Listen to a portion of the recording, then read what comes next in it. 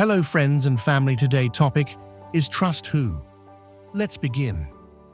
You know, the corn's looking good this year, said Marcus, his eyes scanning the rows of tall, golden stalks as he leaned on the fence, speaking to anyone who would listen. The heat of the day had started to ease, and the shadows grew longer, hinting at the approaching nightfall.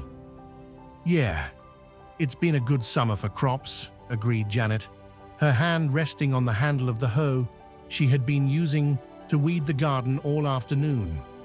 She wiped the sweat from her brow with the back of her arm, leaving a smear of dirt on her forehead. But we can't get complacent. The winters are unpredictable these days. Her words hung in the air, a sobering reminder of the precarious balance between abundance and scarcity that had become a part of their lives.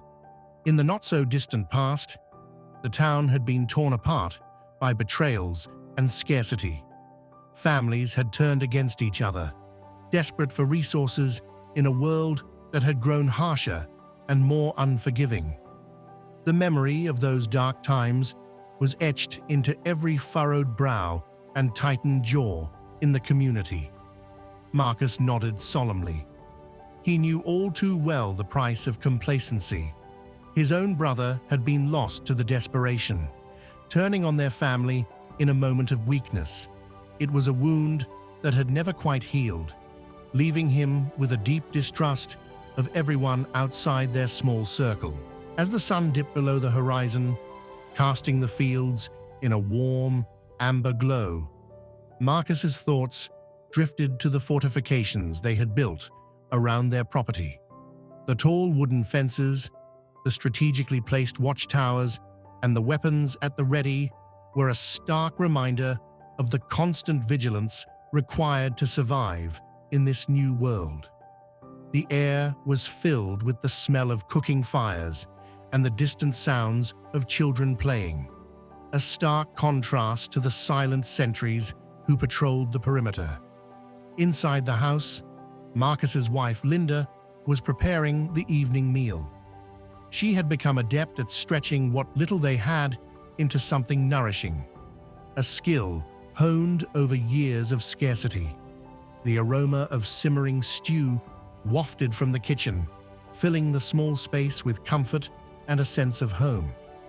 Their two children, now teenagers, sat at the table, their eyes glued to a fading map, tracing routes and discussing the possibility of finding more fertile land.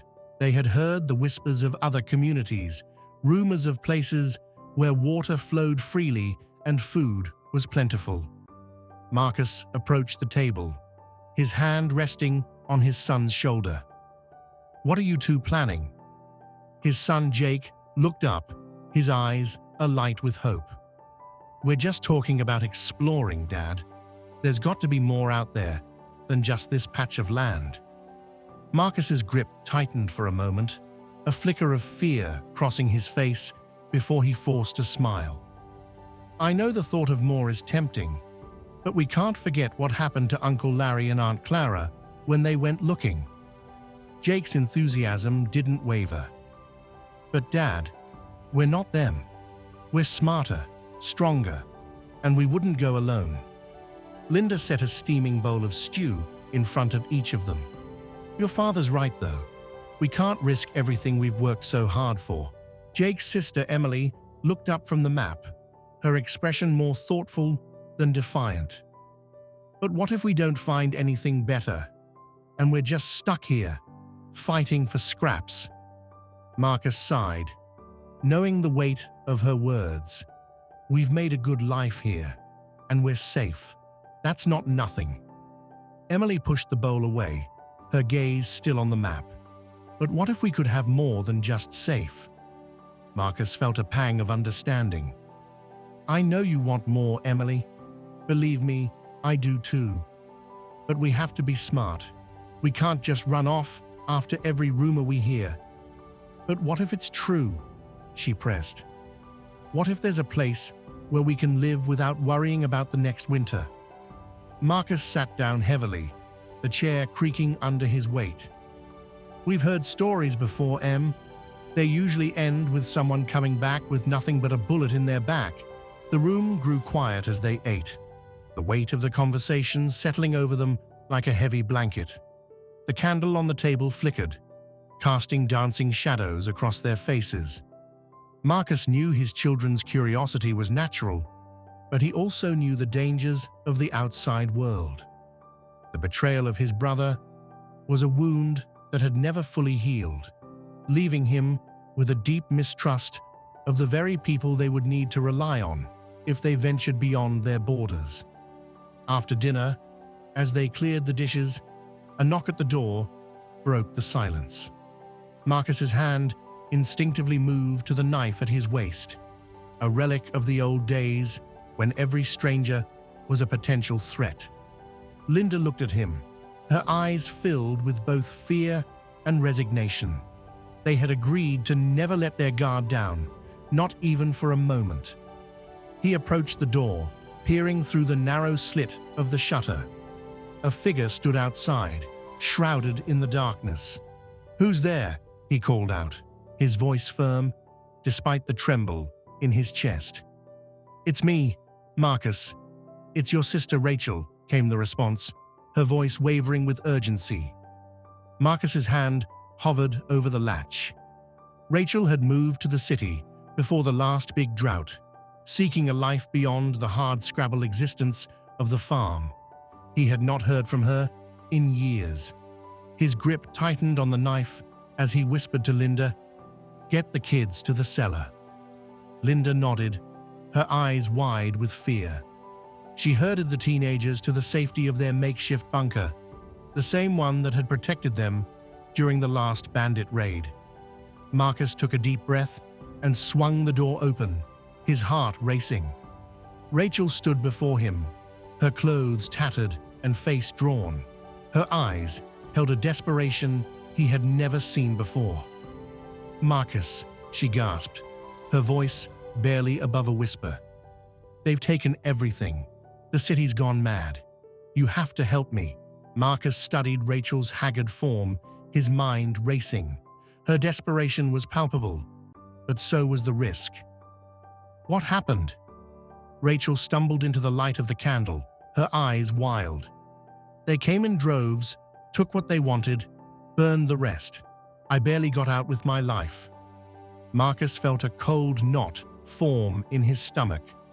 Rachel had always been the one to seek adventure, to chase after dreams of a better life.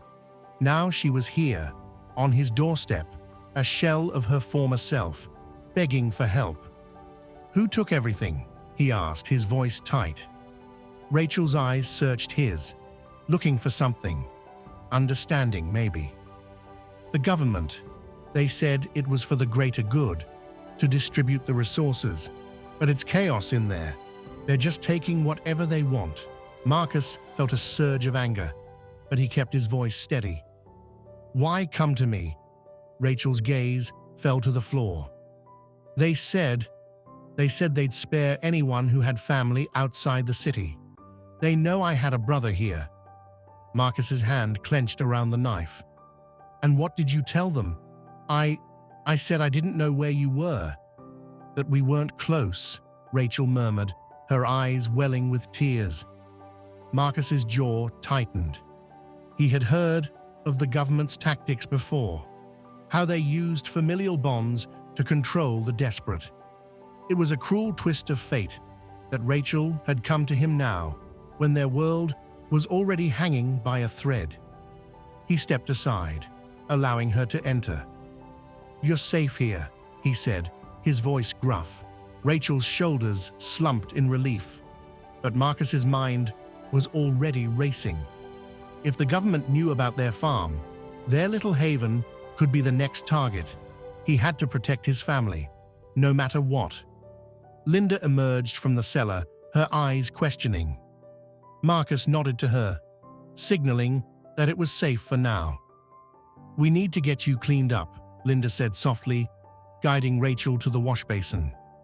The children hovered at the edge of the room, their curiosity piqued by their aunt's sudden appearance.